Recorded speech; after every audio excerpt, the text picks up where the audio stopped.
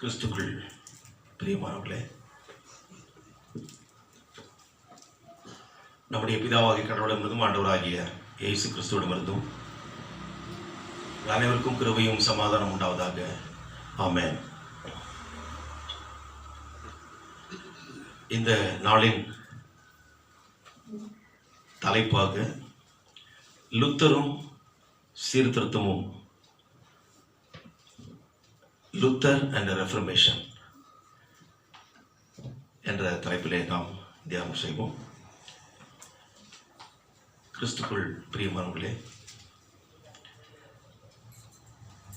கடவுளால் தெரிந்து கொள்ளப்பட்டு திருச்சபையில் ஒரு பெரிய மாற்றத்தை உண்டு பண்ண பல தலைவர்கள் எழும்பினாலும் கூட அதனை முழுமையாக நிறைவேற்ற ஒரு ப்ராப்பர் ஷேப் கொண்டு வர ஒருவரை கடவுள் தெரிந்து கொண்டார். அவர்தான் சீர்திருத்த செம்மல் கலாநிதி மார்ட்டின் லூத்தர் சாஸ்திரியார். இந்த நாளிலே நாம் 504வது சீர்திருத்தல் பெருவிழா ஆராதனையை நாம் லுத்தர் செய்த அரும் பெரும் காரியங்களை நினைவில் கொண்டு வந்து கடவுளுக்கு நன்றி செலுத்த நாம் கூடி வந்திருக்கிறோம். லுத்தருக்கு நன்றி செலுத்த அல்ல, கடவுளுக்கு நன்றி செலுத்த.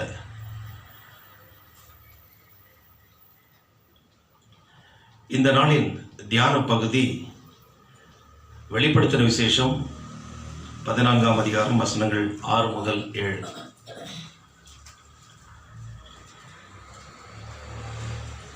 The book of Revelation chapter 14 verse 6 and 7. பின்பு வேறொரு தூதன் வானத்தின் மத்தியிலே பறக்க கண்டேன். அவன் பூமியில் வாசம் பண்ணுகிற சகல ஜாதிகளுக்கும், கோத்திரத்தாருக்கும், பாஷைக்காரருக்கும், ஜன கூட்டத்தாருக்கும் அறிவிக்கத்தக்கதாக நித்திய சுவிசேஷத்தை உடையவனாயிருந்து மிகுந்த சத்தமிட்டு தேவனுக்கு பயந்து அவரை மகிமைப்படுத்துங்கள். அவர் நியாய தீர்ப்பு கொடுக்கும் வேளை வந்தது. வானத்தையும் பூமியையும் சமுத்திரத்தையும் நீரூற்றுகளையும் உண்டாக்கினவரையே தொழுது கொள்ளுங்கள் என்று கூறினான். ஆண்டவரை நோக்கி நாம் வேண்டுதல் செய்வோம். என் கண்மலையும் என் மீட்பருமாகிய கர்த்தாவே, என்னுடைய வாய் வார்த்தைகளும் என்னுடைய இருதயத்தின் தியானமும் உம்முடைய சமூகத்தில் எப்பொழுதும் பிரீதியாக இருந்து அது எங்களுக்கு ஆசீர்வாதமாக விளங்கவும், நாங்கள் உமக்கு ஏற்ற சாட்சிகளாக இந்த உலகத்தில் வாழ்ந்து எங்களுடைய ஓட்டத்தை ஓடி முடிக்கவும் கிருபை செய்திடணும். மீட்பர் இயேசுவின் மூலம் ஜெபிக்கிறோம் பிதாவே, ஆமென். கிறிஸ்துக்குள் பிரியமானவர்களே, இந்த நாளில் தியான பகுதியில் பார்க்கின்ற போது 6ஆம் வசனத்தில் ஒரு தூதன் வானத்தின் நடுவிலே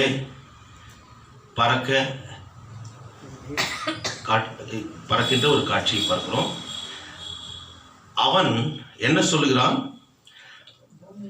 பூமியில் வாசம் பண்ணுகிற சகல ஜாதிகளுக்கும், எவ்ரி நேஷன், ஜாதினா நேஷன்ஸ் என்று சொல்லி எல்லா நாடுகளுக்கும், கோத்திரத்தாருக்கும், ஆல் ட்ரைப்ஸ், பாஷைக்காருக்கும், ஆல் லாங்குவேஜ் பீப்புள், ஜன கூட்டத்தாருக்கும், ஆல் பீப்புள் என்று சொல்லி வருகிறது.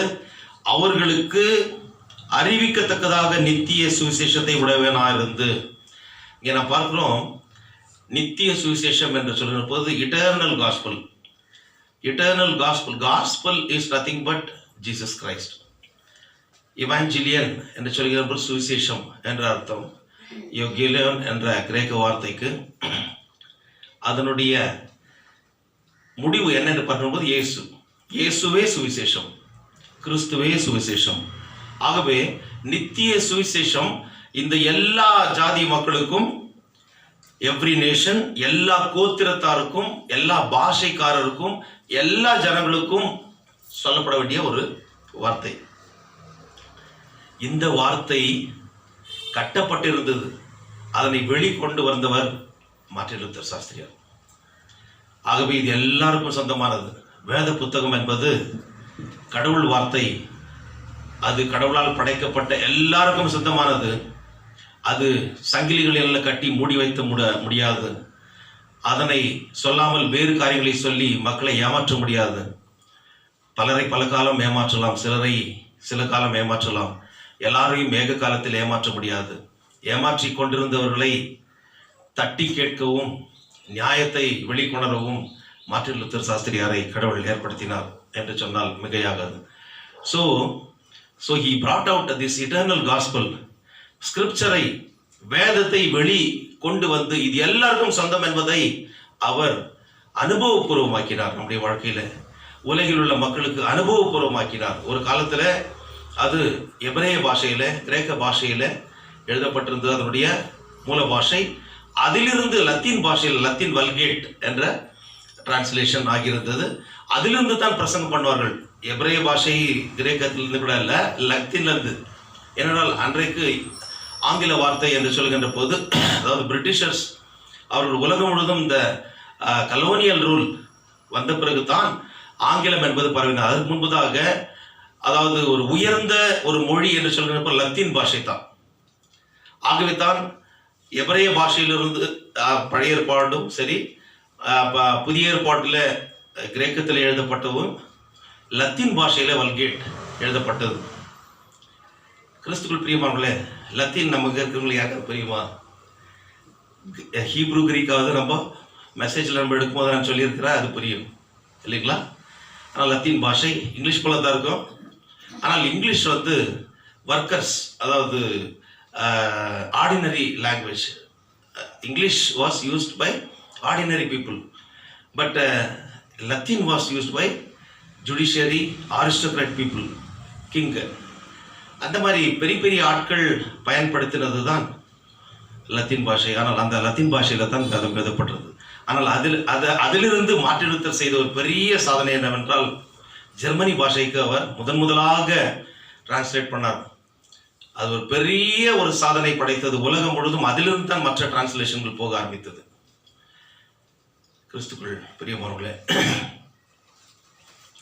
ஆகவே இந்த நித்திய சுவிசேஷம் பரவ அவர் ஒரு பெரிய காரணமாக கடவுள் பயன்படுத்தினார்.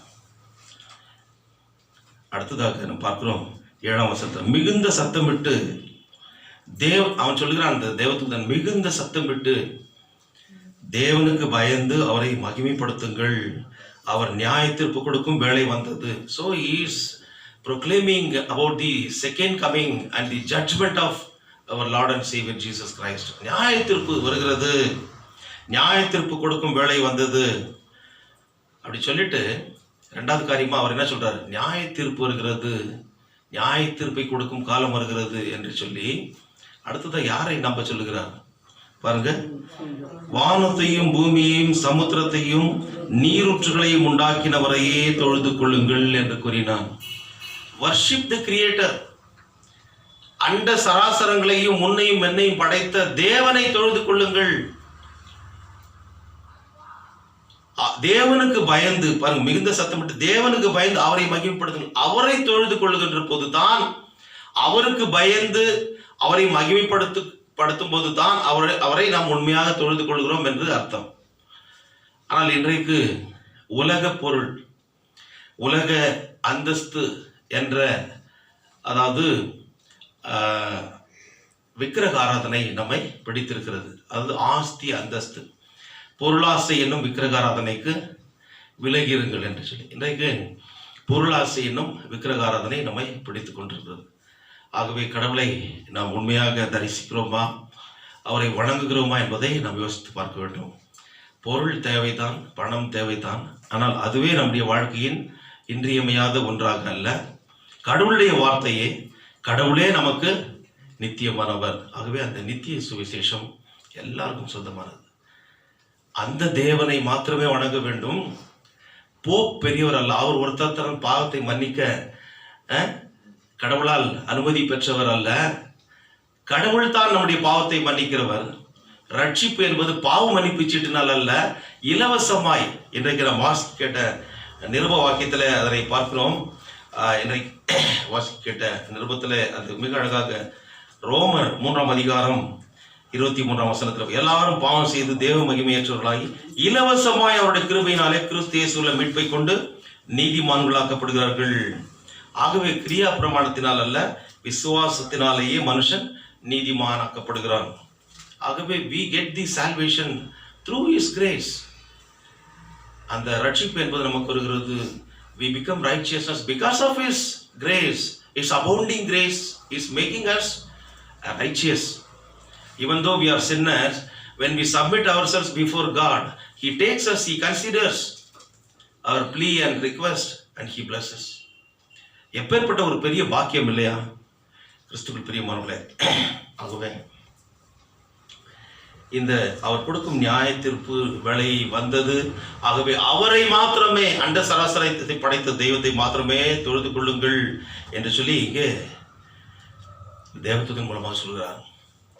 இந்த காரியத்தை நிறைவேற்றிய ஒரு மாபெரும் மனிதர் மார்ட்டின் லூத்தர் சாஸ்திரியார் என்று சொன்னால் அது மிகையாகாது.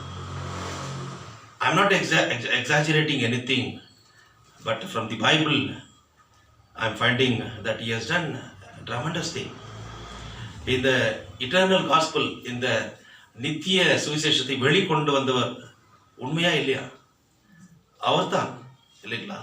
அடுத்ததாக போப் அல்ல, மனுஷன் அல்ல, கடவுள் தான் நம்முடைய பாவத்தை மன்னிக்க இலவசமான கிருபையினால அவர் குற்றமில்லாமல் பட்ட பாடுகளினாலே நாம் ரட்சிக்கப்பட்டோம், அந்த ரட்சிப்பை பெற்றிருக்கிறோம் என்று சொல்லி மிக தைரியமாக சொல்லி, ஒரு சாதாரணமல்ல, பல அரசாங்கங்களை தன்னுடைய கட்டுப்பாட்டில் வைத்துக் கொண்டிருந்த போப்புவை எதிர்த்தார்.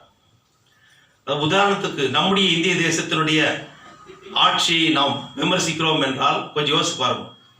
ஒரு மோடியை இல்லை, 1000 மோடியை எதிர்க்கின்ற ஒரு காரியம் போன்ற ஒரு மனுஷன் கொஞ்சம் யோசிச்சு பாருங்க. ஆனால் அவரோடு கூட ஆண்டவர் இருந்தார். மனுஷனால் முடியாது, தேவனால் கூடும். அவருக்குள்ளாக இருந்த தேவன் பரிசுத்த ஆவியானவர் லுத்தரை சிறப்பாக வழிநடத்தினார். அதன் மூலமாக சீர்திருத்தம் பெற்றோம். கிறிஸ்துக்குள் பிரியமானவர்களே, இந்த காரியங்களை நம்முடைய வாழ்க்கையில அனுபவபூர்வமாக்கிட 31/10/1517 ஜெர்மனியில் உள்ள வித்தன்பர்க் ஆலயத்தில் கேசல் சர்ச் என்று சொல்லி சொல்லப்படுகின்ற அந்த ஆலயத்தில் 504 வருடங்களுக்கு முன்பதாக தன் உயிரினும் மேலாக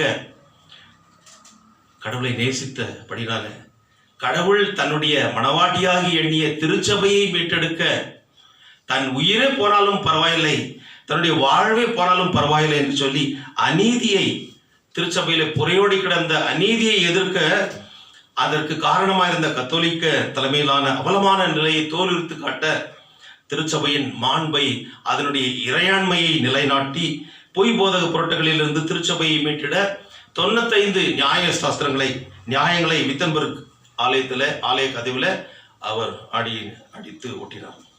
இப்படி சீர்திருத்தம் செய்த புரட்சி செம்மல் கலாநிதி மார்ட்டின் லூத்தர் சாஸ்திரியாருடைய அரும்பணிகளை இந்த நாளில் தொடர்ந்து நாம் தியானம் செய்வது, அது கடவுளுக்கு புகழ் சேர்க்கின்ற ஒரு காரியம். அவரை நாம் வணங்க அல்ல, அவரை நினைவு கூர்ந்து இப்பேற்பட்ட ஒரு தியாக உள்ளம் படைத்த மனுஷனை, உங்களுடைய ஊழியக்காரரை கொடுத்தீரே, இதன் மூலமாக வேதத்தை நாங்கள் பெற்றுக்கொள்ளும் பாக்கியத்தை கொடுத்தீரே, ஆண்டவரே உமக்கு நன்றி என்று சொல்லி கடவுளுக்கு நன்றி செலுத்த நாம் கூடி வந்திருக்கிறோம். கிறிஸ்துக்குள் பிரியமானவர்களே, கடவுளுடைய ஒத்தாசையினால 500வது வருடத்தில் இந்த செலிப்ரேஷன் நடக்கும்ன்ற போது நான் கூட ஜெர்மனிக்கு சென்று இந்த இடத்துல நாங்கள் அந்த டிஸ்கஷனில் நாங்கள் இருந்தோம். அந்த வித்தன்பர்க் ஆலயத்தில் நாங்களெல்லாம் கூடி விவாதித்தோம். பல காரியங்களை, பேப்பர் ப்ரெசன்டேஷன் போன்ற காரியங்கள் எல்லாம் இருந்தது. யூடிசியிலிருந்து அனுப்பினார்கள். அது ஒரு பெரிய பாக்கியமாக நினைக்கிறேன். அது பெரிய ஆலயம், அந்த கேசல் சர்ச் ராஜாக்கள் பயன்படுத்துகின்ற ஒரு ஆலயமாக இருந்தது. அந்த திருச்சபையில் அதாவது எல்லாரும் அண்ணாந்து பார்க்கக்கூடிய ஒரு மாபெரும் காரியத்தை செய்தவர் மார்ட்டின் லூத்தர். அவர் சாதாரண மனுஷன், அவரை கொண்டு கடவுள் அசாதாரணமான காரியத்தை செய்தார். ஆகவே கடவுள் எல்லா துதிகளுக்கும், ஸ்தோத்திரங்களுக்கும், மகிமைக்கும், போற்றுதலுக்கும் அவர் பாத்திரராக இருக்கிறார். கிறிஸ்துவுக்குள் பிரியமானவர்களே, 1வது நூற்றாண்டிலே ஆண்டவராகிய இயேசு கிறிஸ்து அவர் உலகில் உள்ள எல்லா மக்களையும் ரட்சிக்க தியாகமான ஒரு மரணத்தை அவர் ஏற்றுக்கொண்டார் சிலுவையில். அந்த தியாக மரணம், அடக்கம், உயிர்த்தெழுதல் மற்றும் இந்த உயிர்த்தெழுதலின் அனுபவத்தை பார்த்து மெய் சிலிர்த்து போய் பரிசுத்தாவினால் தொடப்பட்ட சீஷர்கள் இந்த உன்னதரின் உயிர்த்தெழுதலின் செய்தியை உரக்க அறிவித்தார்கள் உலகமெங்கும். அதன் மூலமாக திருச்சபை உருவானது. அப்போஸ்தல உபதேசத்துல வளர்ந்த திருச்சபை நாளாவட்டத்தில் என்ன ஆனது என்றால் மிக மோசமான நிலைமையை அது பொலிவிழந்து அது சீர்குலைந்த வண்ணமாக இருந்தது. காரணம், கள்ள உபதேசம் வந்து ஆக்கிரமித்துக் கொண்டிருந்தது. முதல் நூற்றாண்டிலே பார்க்கின்ற போது ஆதி அப்போஸ்தலர் காலத்தில் ஏற்பட்ட அந்த ஆவியின் அனல் அடங்கி போய் அங்கே ஒரு மந்தமான ஒரு சூழ்நிலை, ஒரு குளிருமின்றி அனலுமின்றி வெதுவெதுப்பான ஒரு நிலைமை இருந்தது. பணம் பண்ணுவதை அதாவது திருச்சபையை வியாபார ஸ்தலமாக்கி கொண்டிருந்தார்கள். ஆகவே அந்த நிலைமையை மாற்ற வேண்டும் என்று கடவுள் நினைத்தார். 10ஆம் நூற்றாண்டிலே ஒரு பெரிய பிளவு ஏற்பட்டது திருச்சபையில். அது ஈஸ்டர்ன் ஆர்த்தடாக்ஸ் திருச்சபை ஒரு பக்கம் பிரிந்தது. ஆகினால ஈஸ்டர்ன் சர்ச்சஸ் இந்த பக்கம் ஈஸ்டர்ன் சர்ச்சஸ் என்று சொல்லுவது மிடில் ஈஸ்ட் பக்கம், அந்த பக்கம் இருக்கின்ற சிரியன் ஆர்த்தடாக்ஸ் போன்ற திருச்சபைகள், இந்த பக்கம் வெஸ்டர்ன் சர்ச்சஸ் என்று சொல்லி பிரிந்தது. அதன் பிறகு 11ஆம் நூற்றாண்டிலிருந்து 16ஆம் நூற்றாண்டு வரைக்குமே பார்க்கின்ற போது திருச்சபையில் அதாவது போப்பினுடைய தலைமையின் கீழாக, கத்தோலிக்க திருச்சபையின் கீழாக பல மோசமான காரியங்கள் திருச்சபையில் தாண்டவம் ஆடிக்கொண்டிருந்தது. ஆனால் இந்த நிலைமையை மாற்றி அமைக்க பலர் எழுப்பினார்கள். ஆனால் மார்ட்டின் லூத்தர் என்ற ஒரே மனுஷனை ஆண்டவர் கொண்டு அவரை பலப்படுத்தி சீர்திருத்தத்தை செய்து அவருடைய நாமத்தை மகிமைப்பட செய்தார்.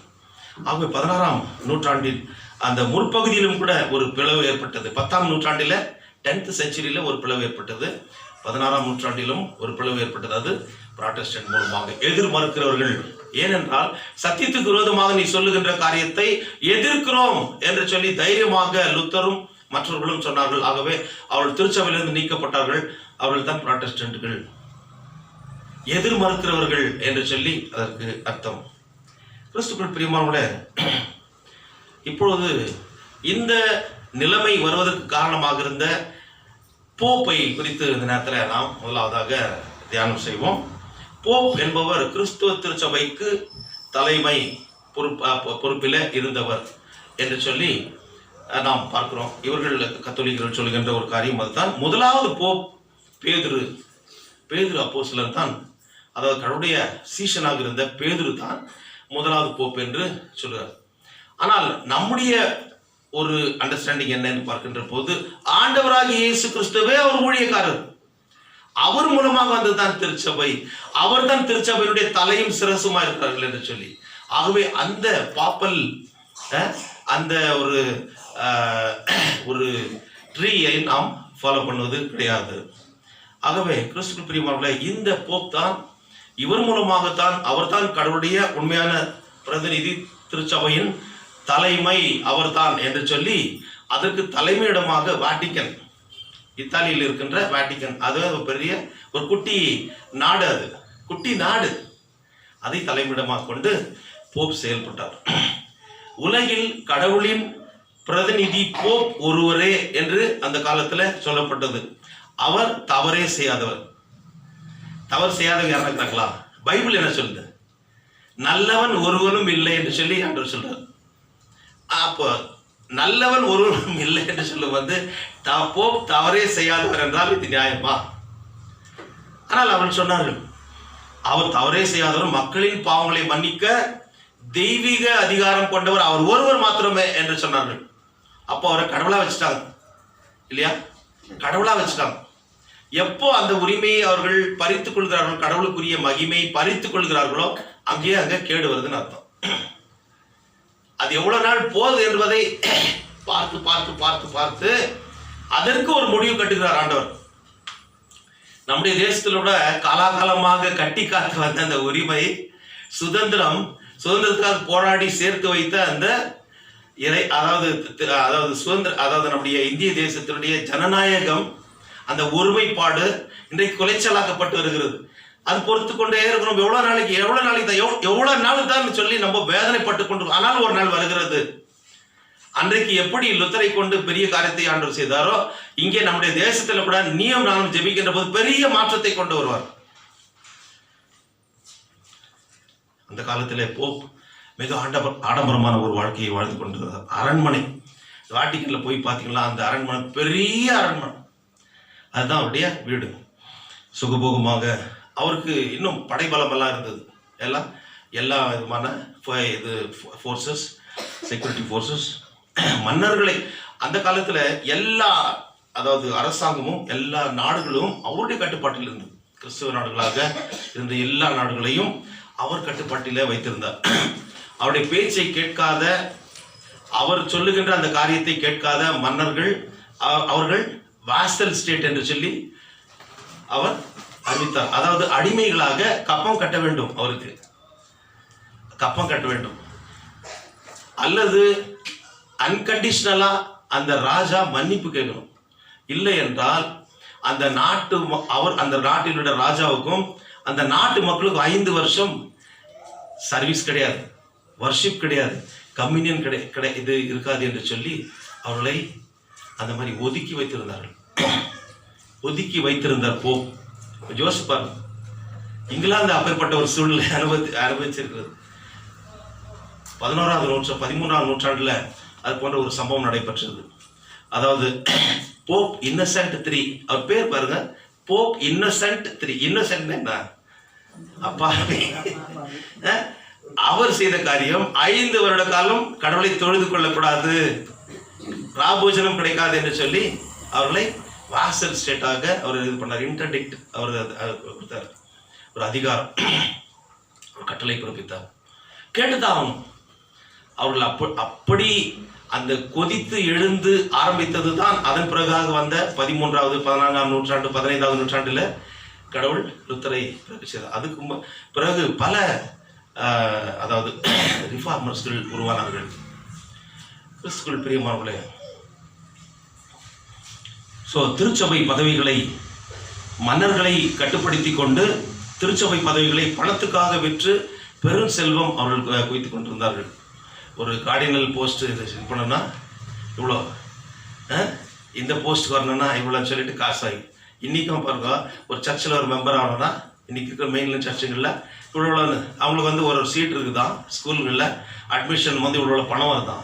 இவ்வளோ கேவலமான காரியம் இன்றைக்கும் நடைபெற்று கொண்டிருக்கிறது. இன்றைக்கு சீர்திருத்தம் தேவை, மறுபடியும் தேவை. அன்றைக்கு பாவ மன்னிப்பு சீட்டு வித்தது தவறு என்று சொன்ன லுத்தர் இன்றைக்கு ஆசீர்வாத தட்டு என்று சொல்லி விற்று கொண்டிருக்கார்கள். அதெல்லாம் மாற வேண்டும். ஆகவே சீர்திருத்த திருச்சபைகளில் மறுபடியும் சீர்திருத்தம் வர வேண்டும். போப் இழிவான ஒரு வாழ்க்கையை வாழ்ந்து ஆன்மீக தலைமைக்கு ஒரு அருகதையற்ற ஒரு வாழ்க்கையை அவர் வாழ்ந்து கொண்டிருந்தார். இவருடைய அதாவது சர்வாதிகாரப்படியில கீழே இருந்த குருக்கள் கூட அப்படியே அந்த காரியத்தை செய்தார்கள். குருக்கள், அதாவது பிரீஸ்ட் தான் ரொம்ப இம்பார்ட்டன்ட் பீப்புள்.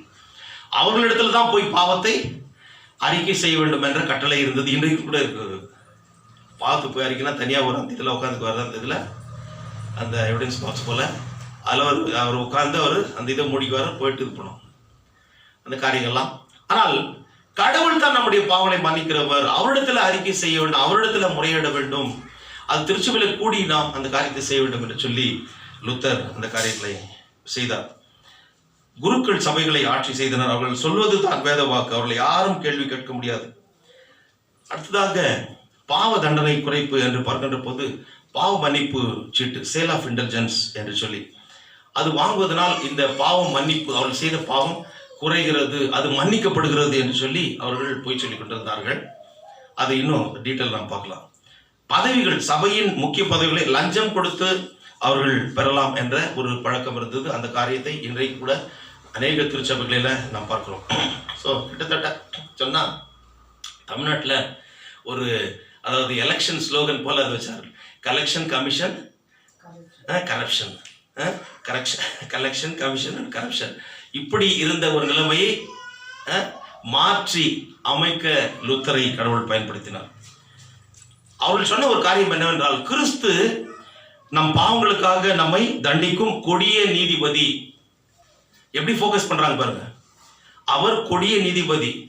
அவர்கிட்ட போவாத, போனா அவர் எரிச்சிடுவாரு, அவர் கொண்டு போடுறவர். ஒரு பயத்தை காட்டி பொய் பிரச்சாரம் செய்து ஜனங்களை அவர்கள் பயமுறுத்தினார்கள். ஆகவே ஜனங்களுக்கு ஒரு வேதனை வந்தது, கிறிஸ்து நம்மை ஏன் வெறுக்கிறாரு தெரியலையே, அப்ப என்னதான் பண்ணோம் நாங்க அப்படி கேட்கின்ற போது, அவருக்கு நம்ம நேரடியாக ஜெபம் பண்ண முடியாது. அப்படி ஜெபத்தை பண்ணா அவர் அதனை தள்ளி விடுவார். ஆகினால புனித அன்னை மரியாள் மற்றும் பிற புனிதர்களிடத்துல சொல்லி அவருடைய பெயர்களை சொல்லி நாம் ஜெபிக்கின்ற போது அவர்கள் நமக்காக மன்றாடுவார்கள் என்று சொல்லி பிரசாரத்தை செய்தார்கள். இன்றைக்கு கூட பாருங்க, மரியாளே அந்த இது பாவிகளாக எங்களுக்காகவும் என்னுடைய மரண நேரத்திலும் வேண்டிக் கொள்ளும் ஆமென், அது பலமுறை சொல்லுவாங்க. அதே போல கர்த்தருடைய ஜெபத்தை பலமுறை சொல்லுவாங்க. இதெல்லாம் அந்த காலத்திலே நடந்ததுதான். இன்றைக்கும் பல காரியங்கள் தொடர்ந்து கொண்டிருக்கிறது. ஆனாலும் நாள் வரும், அதிலிருந்து வெளியே வர ஆண்டவர் கிருபை செய்தார் இல்லையா?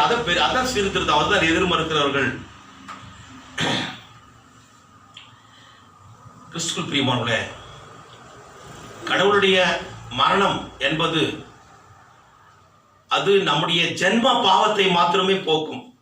அவருடைய மரணம், the sacrificial death of our Lord and Savior Jesus Christ on the cross will deliver us only from our original sin என்று சொன்னார்கள். அப்படின்னா நம்முடைய ஜென்ம பிறக்கும் போது வருது பாரு, அந்த பாவத்தோட நம்ம பிறக்கிறோம், அதை மட்டும் தான் தீர்க்கும். அதுக்கப்புறம் நீ செய்யற பாரு, அது கர்ம பாவம், கர்மா என்று சொல்லி ஒவ்வொரு நாளும் செய்யணும். டெய்லி நோயிங்லி அன்னோயிங்லி அதெல்லாம் செய்யணும்னா நீ என்ன பண்ணோம்? யூ ஹவ் டு பே மணி. நாங்கள் மன்னிக்கிறோம், நாங்கள் இந்த பாவம் மன்னிப்பிச்சுட்டு போப்பு ஆசீர்வதிச்சு கொடுத்துக்கிறது. இது நீங்கள் வாங்கிட்டீங்கன்னா நாங்கள் உங்களை மன்னிச்சிருவாரு. பாருங்க, இதுதான் நடந்தது. ஆனால் கிறிஸ்துக்குள் பிரியமானவர்களே, பிற பாவங்களிலிருந்து விடுதலை பெற வேண்டுமானால் நமது நல்லொழுக்க பாவ வாழ்க்கையும் விடுதலை பெற முடியும். கர்ம பாவத்தை பண்ண வேண்டும் என்றால் அவள் சொன்ன ஒரு காரியம், புனித பயணம் மேற்கொள்ள வேண்டும். அடுத்தது பிலாத்து படிக்கட்டில முட்டினால் நடக்க வேண்டும். அது ஒரு அந்த காரியத்தை செய்யும் போது அவருடைய பாவங்கள் மன்னிக்கப்படும். அன்னை மரியாளின் தலைமுடியை தரிசிப்பது, இதெல்லாம் எடுத்து வச்சிருக்கிறாங்க. அங்கே போயிட்டு அதை பார்த்துட்டு அதை வணங்கிட்டு வந்தாங்கன்னா பாவம் மன்னிக்கப்படும் என்று சொல்லி. அடுத்து சிலுவையில் அறையப்பட்ட ஆணி, அதான் ப்ரிசர்வ் பண்ணி வச்சிருக்காங்க. அதையும் அதை தொட்டு கும்பிடுவதனால பாவ மன்னிப்பை அடைய முடியும் என்று சொல்லி எல்லாம் ஏமாற்றினார்கள். ஆனால் உண்மை என்ன? What is the actual truth என்று பார்க்கின்ற போது இன்றைக்கு வாசிக்க கேட்ட நிருபத்திலே நாம் பார்த்தோம், எல்லாரும் பாவம் செய்து தேவ மகிமை அற்றவர்களாய் இருக்கிறோம். ஆனால் இலவசமாக 24ஆம் வசனத்தில் பார்க்கிறோம், ரோமர் 3:20, இலவசமாய் அவருடைய கிருபையினாலே கிறிஸ்து இயேசுவுள்ள மீட்பை கொண்டு நீதிமான்களாக்கப்படுகிறீர்கள். So he makes us righteousness, he delivers us from all our sins, whether it is original sin or whatever the sin we commit thereafter. 27-28 கூட பார்க்கிறோம். அதே ரோமர் 3:27, கிரியா பிரமாணத்தினால் நம்ம செய்கின்ற புண்ணிய காரணத்தினால் அல்ல, விசுவாசத்தினாலேயே, விசுவாச பிரமாணத்தினாலே மனுஷன் நீதிமானாக்கப்படுகிறான். பாரு எவ்வளவு தெளிவாக்குறது. அதனால தான் விசுவாசத்தினால் நீதிமான் பிழைப்பான் என்ற அந்த வசனம் அவருக்கு லுத்தருக்கு ரொம்ப பிடித்தமான ஒரு வசனம். அது எந்த ரெஃபரன்ஸ்ல இருக்கு? ரோமர் 1:17. அதெல்லாம் பயட் பண்ணி வச்சுங்க, மனசுல வச்சுங்க. அது விசுவாசத்தினால நீதிமான் பிழைப்பான். நம்ம வாட்ஸ்அப்ல போட்டு நம்ம இன்விடேஷன், அதுல கூட அந்த வசனத்துல விசுவாசத்தினால நீதிமான் பிழைப்பான். The righteous shall live by faith. Romans 1:17. விசுவாசத்தினால நீதிமான் பிழைப்பான். கிரியை செய்கின்ற காரணத்தினால அல்ல, விசுவாசத்தினால. அந்த விசுவாசத்தை நாம் பெற்றுக்கொள்கிறோம். தகுதியற்ற நமக்கு ஆண்டவர் கொடுக்கின்ற ஒரு பெரிய ஈவு, கிருபையினால அது வருகிறது. கிறிஸ்துவுக்குள் பிரியமானவர்களே, ஆகவே இந்த ஒரு நிலைமையிலிருந்து நம்மை மீட்டெடுக்க லுத்தர் வந்தார். ஆனால் கூட அவருக்கு முன்பதாக பலர் இதில் எழுப்பினார்கள். அட்லீஸ்ட் அவருடைய பேரையாவது, ஏன்னா டைம் ஆகிடுறதுனால அவருடைய பேராவது நம்ம கேட்டலாம். 12ஆம் நூற்றாண்டில் பீட்டர் வால்டோ என்பவர், அதெல்லாம் படிக்கும்போது அவ்வளோ வேதனையாக இருக்கும். அதை சீர்திருத்தத்துக்காக பாடுபட்ட முன்னோடிகள் பீட்டர் வால்டோ. 14ஆம் நூற்றாண்டில் பார்க்கின்ற போது ஜான் விக்லிஃப் இங்கிலாண்டை சேர்ந்தவர், ஜான் ஹஸ் 15ஆம் நூற்றாண்டை சேர்ந்தவர். அவர் உயிரோடு கொளுத்தப்பட்டார், உயிரோடு வெட்டப்பட்டார்கள். மோசமான நிலைமையில். ஏனென்றால் போப்பை யாரும் கேள்வி கேட்க முடியாது. இன்னைக்கு யாரும் நம்ம ஆட்சியாளரை கேட்டா என்ன நிலைமை? செடிஷன் கேஸ்ல போடுறான், நீதி நியாயத்தை கேட்டான். இப்போ நேற்று ப்ரேயரில் கூட நம்ம ஜூம் ப்ரேயரில் பண்ணும்போது இந்த விவசாயிகளுடைய போராட்டத்தை என்ன பண்ணியிருக்காங்க, இப்போ சின்ன சின்ன குடிசை போட்டாங்க, அதெல்லாம் பிரித்து போட்டாங்க. போலீஸ் சைடில் வச்சிருந்தாங்க ஒரு பேரிகேட், அதில் வச்சு துணி ஏதோ பந்தல் போல போத்தி ஜனங்கிறதாங்க. 340 நாள் போராடி இருக்கிறாங்க வீதியில் இறங்கி. ஆனால் அவருடைய நியாயமான போராட்டத்தை, அகிம்சை முறையில் நடக்கின்ற அந்த சமாதான போராட்டத்தை கொச்சைப்படுத்தி அவர்களை காயப்படுத்துகின்ற, வேதனைப்படுத்துகின்ற தேசத்தில் நாம் வாழ்ந்து கொண்டிருக்கிறோம். கிறிஸ்துக்குள் பிரியமானவர்களே, ஆகவே நம்முடைய தேசத்தில் கூட, நாம் வாழ்கின்ற கர்நாடக மாநிலத்தில் கூட இந்த காரியங்கள் வந்திருக்கிறது. நம்ம அதிகமாக ஜெபிக்க கடமைப்பட்டிருக்கோம். ஆனால் கூட ஜெபத்துக்கு நீங்க வரமாட்டேன்றீங்க, ரொம்ப குறைவாக தான் வரீங்க. தயவு செய்து நீங்க வரணும். ஜெபிக்காம எந்த காரியத்தையும் செய்ய முடியாது. லுத்தர் ஜெப வீரர், ஜெபத்தினாலே அவர் பெரிய காரியத்தை செய்தார். இந்த சாதனையை செய்ய அவருக்கு ஒரு பெரிய ஆணி வேறாக இருந்தது. எது என்றால் ஜெபம். அவர் தன்னுடைய பலத்தினால் செய்யவில்லை, கடவுளுடைய ஒத்தாசையினால், அவர் கொடுக்கின்ற பலத்தினால் செய்தார். அவரிடத்துல முறையிட்டு கொண்டே 4 மணி நேரம் ஜெபித்தார். யோசிச்சு பாருங்க, லுத்தரன் திருச்சபை விசுவாசிகளை 4 மணி நேரம். வாரத்தில் ஒரு நாள் அந்த ஜூம் பிரேயருக்கு வரீங்களா நீங்க, 1 hour அவ்வளவுதான். அதுல பல ஜெப குறிப்பு நம்ம பண்றோம். கொஞ்சம் நல்லா யோசிச்சு பாருங்க. நம்மளால வேற எந்த காரியத்தை செய்ய முடியாது. நம்முடைய கர்நாடக மாநிலத்தில் மதமாற்ற தடை சட்டத்தை நாங்கள் கொண்டு வரோம் என்று சொல்லி பேசிக் கொண்டிருக்கார்கள். திருச்சபையில சர்வே எடுக்க வேண்டும் என்று சொல்லி எல்லா கிறிஸ்டியன் இன்ஸ்டிடியூஷன்லும் நம்முடைய தனிப்பட்ட உரிமை article 25, article 26, article 29 of the constitution is being violated by these people. ஒரு மனுஷனுடைய உரிமை பறிக்கப்படுகிறது, அவருடைய சுதந்திரம் பறிக்கப்படுகிறது, அவருடைய டிக்னிட்டி பறிக்கப்படுகிறது. So John Hus, Erasmus, Savonarola போன்றவர்கள் பாடுபட்டார், அரும்பாடுபட்டார். ஆனால் கடவுள் லுத்தரை கொண்டு சீர்திருத்தம் செய்தார்.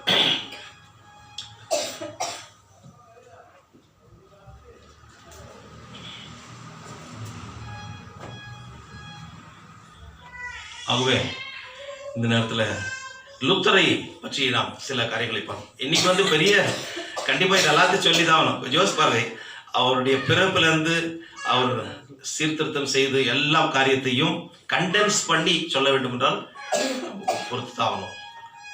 ஸோ அதனால நீங்கள் இதற்கு ஒத்துழைப்பு கொடுக்கும்படி அன்போடு கூட கேட்டுக்கொள்கிறேன். கிறிஸ்துவின் பிரியமானவர்களே, லுத்தர் எந்த நாட்டில் பிறந்தார்?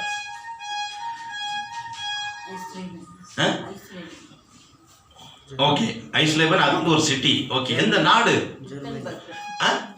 வித்தன்பர்க், அது ஒரு பட்டணம், ஜெர்மன். ஆமா, ஜெர்மனி தேசத்துல அவர் பிறந்தார். 1483 ஆண்டு. அவர் பிறந்த நாள் எந்த மாதம் தெரியுமா? நவம்பர் 10. அன்னைக்கு தான் நானும் பிறந்தேன். அது நினைவா தான் எங்க அப்பா எனக்கு மார்ட்டின் விக்டர்னு வச்சார். ஆனா மார்ட்டின் லுத்தர் பெருங்காயம் கடவுளால் பயன்படுத்த பெரிய பாத்திரம். நான் சாதாரண பெருங்காய டப்பா, அவ்வளவுதான். I'm zero. ஆனால் கூட கடவுளுடைய ஊழியக்காரன் என்ற ஒரு வாய்ப்பை கொடுத்திருக்கிறார். கடவுளுக்கு பணிவிடை செய்ய, கடவுளுடைய மக்களுக்கும் பணிவிடை செய்ய. கிறிஸ்துவின் பிரியமானவர்களே, அந்த நாளிலே லுத்தர் ஐஸ்லேபன் பட்டணத்தில், அம்மாவர் சொன்னாலும் சக்சோனி மாநிலத்தில் அது இருக்கிறது. 1483 வருடத்தில் அவர் பிறந்தார். அவருக்கு குழந்தை ஞானஸ்நானம் கொடுக்கப்பட்டது. அவர் திருமுழுக்கு பெற்ற நாள் தூய மார்ட்டின் நாள், சென்ட் மார்ட்டின். அவருடைய நினைவு நாள். ஆகவே அந்த நாளிலே அவருக்கு பாப்டிசம் கொடுக்கப்பட்டபடிலாம் அவருக்கு மார்ட்டின் லுத்தர் என்று சொல்லி பெயரை வைத்தார்கள். அதன் பிறகு அவருடைய பள்ளி வாழ்க்கை, அவருடைய தகப்பனார் சுரங்க தொழிலாளியாக இருந்தார். அவருக்கு என்ன ஒரு ஆசை என்றால், தன்னுடைய மகன் ஒரு பெரிய லாயர் ஆக வேண்டும் என்று சொல்லி, ஒரு பெரிய லாயராக ஆக வேண்டும் என்று சொல்லி அவர் நினைத்தார். ஆனால் லுத்தர் கடவுளுடைய ஊழியக்காரராக வேண்டும் என்று சொல்லி அவர் கடவுளுடைய பக்கமாக ஆரம்ப காலத்திலே ஈர்க்கப்பட்டார். சிறு வயதிலிருந்தே அவர் அதிகமாக நன்றாக படித்து, அதாவது கடவுளுடைய ஊழியம் செய்ய வேண்டும் என்றால் they should familiar with Hebrew, Greek, Latin போன்ற அந்த லாங்குவேஜ் அவர்களெல்லாம் அவர் நன்றாக படிக்க ஆரம்பித்தார். அதன் பிறகு பள்ளி படிப்பு, கல்லூரி வாழ்க்கை என்று ஆரம்பித்து மிக அழகாக அவர் பாடுவார். நிறைய டேலண்ட் இருந்தது. நல்லா வயலின் வாசிப்பார், நிறைய ஜபிப்பார். இதெல்லாம் பாருங்க, நம்ம கிறிஸ்துவ வாழ்க்கைக்கு ஒரு அடித்தளங்கள் இல்லையா? These are the basic foundation for our Christian life. இதை நாம் மறந்து போகிறோம். லுத்தர் அதனை மிக அழகாக மெயின்டைன் பண்ணி கொண்டிருந்த காரணத்தினால அவர் கடவுளுக்காக பெரிய காரியத்தை செய்ய முடிந்தது, சாதிக்க முடிந்தது. நீயும் நானும் கூட அப்படி ஜெபிக்கின்ற போது, அவருக்காக தன்னுடைய தாளந்துகள் எல்லாம் எடுத்து பயன்படுத்துகின்ற போது பெரிய காரியத்தை செய்ய முடியும். கிறிஸ்துவுக்கு பெரிய கடுமையாக உழைத்து தத்துவத்திலே இளங்கலை பட்டத்தை அவர் 1502 வருடத்தில் பெற்ற, பேச்சுலர் ஆஃப் ஆர்ட்ஸ். அதன் பிறகு 1505 வருடத்தில் எம்ஏ அவர் முதுகலை பட்டத்தை 21வது வயதில் பெற்றார்.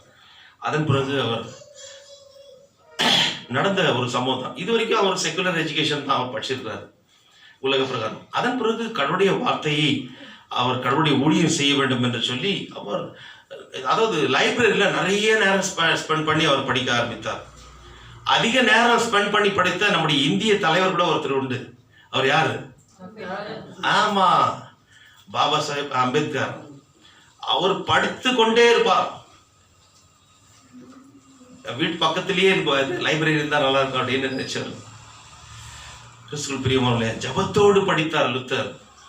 நூலகத்தில் ஒரு நாள் அவர் சங்கிலினால் கட்டப்பட்ட ஒரு புஸ்தகத்தை பார்த்தார். அது வேதம், சங்கிலினால் கட்டப்பட்டது லத்தீன் பாஷையில். கிறிஸ்துவுக்குள் பிரியமானவர்களே, அதிலிருந்து தான் குருக்கள் எல்லாம் எடுத்து சொன்னார்கள். யாரை கேட்க முடியாது, இவர் என்ன சொல்றாரு மறு வார்த்தை கேட்கறதுக்கு முடியாது. ஏன்னா யார் கையிலும் பைபிள் கிடையாது. வேத பிரதிகள் வெளிவர வேண்டி விசனமாய் நாள் கழித்தார் பல பேர். ஆதரவாய் அகப்பட்ட பிரதிகளோ அமைந்திருந்தது லத்தீன் பாஷையில. லத்தீன் பாஷையில அப்போ இருக்கிறவங்களுக்கு, ஜெர்மனியில் இருக்கிறவங்க என்ன புரியும்? புரியாது. ஸோ அப்படிப்பட்ட ஒரு சூழ்நிலை, அவர்கள் என்ன சொல்கிறார்களோ அதுதான் வேத வாக்காக இருந்தது. சரி, இப்படிப்பட்ட ஒரு சூழ்நிலையில கடவுளுடைய ஊழியத்திற்கென்று தன்னை ஒப்பு கொடுக்க சில காரணங்கள் அதற்கு அவருக்கு ஒரு முன்மாதிரியாக இருந்தது. ஒரு நாள் அவர் அவருடைய நண்பர் திடீரென்று அலெக்சியஸ் என்று சொல்கிறவர் திடீர்னு செத்துட்டார். அடுத்த ஒரு நாள் குதிரையில் டிராவல் பண்ணிட்டு போகும்போது அவர் வச்சிருந்த அந்த கொடுவாள், சின்ன ஒரு வாழை அவர் தொடையில குத்தி நிறைய ரத்தம் போயிடுச்சு. ஒருவேளை செத்துருவோமா என்று நினைத்து அவர் அந்த நேரத்தில், ஆண்டவரே நான் உமக்காக உங்களுடைய ஊழியத்திற்காக நான் ஒப்பு கொடுக்குறேன்னு சொல்லி அவர் ஒப்பு கொடுத்தார். அதே போல அவர் கல்லூரிக்கு போகின்ற போது ஒரு பெரிய ஒரு மழையில் அவர் மாட்டிக்கின்னு அவர் பெரிய இடி அவர் கால் முன்னாடி விழுந்து அவர் அங்கேயே செத்துப்பான மாதிரி ஆயிடும். அந்த நேரத்தில் பரிசுத்த அது அண்ணாவே ஆனான்ற செயின்ட் ஆனா, அந்த காலத்தில் அந்த புனிதர்களை கூடுவாங்க. ஏன்னா கற்றுக் கொடுத்தது அப்படித்தான், கடவுளுக்கு உள்ள பரிசுத்த அண்ணாளே என்னை காப்பாற்று, நான் உடனடியாக துறவரம் போகிறேன், நான் கடவுளுக்காக ஊழியத்தை செய்ய நான் ஒப்புக் கொடுக்கிறேன் என்று சொல்லி அவர் ஒப்பு கொடுத்தார். கிறிஸ்துக்குள் பிரியமானவர்களே, அதன் பிறகு அவர் அகஸ்தீனிய அந்த மடத்தில் சேர்ந்தார். அதாவது மடம் என்று சொல்லுகின்ற போது குருகுல், இன்றைக்கு அதாவது குருகுலம் என்று சொல்கிறோம்ல, அங்கு அது கற்றுக்கொள்கின்ற மாணவர்கள் அங்கேயே தாங்கி அந்த ரெசிடென்ஷியல் கோர்ஸ், அது அன்றைக்கு அந்த இடத்துக்கு கூட நான் போயிட்டு வந்தேன், அந்த அகஸ்டீனியன் மொனாஸ்ட்ரி போயிருக்கோம். ஸோ அங்கே அவர் குரு மடத்தில் அவர் சேர்ந்து தியாலஜி படிக்க ஆரம்பித்தார். கிறிஸ்துக்குள் பிரியமானவர்களே, அதன் பிறகு அவர் கடவுளுடைய ஊழியக்காரராக ஆன பிறகு வித்தன்பர்கிலே அவர் பேராசிரியராக அவர் பணி நியமனம் செய்யப்பட்டார்.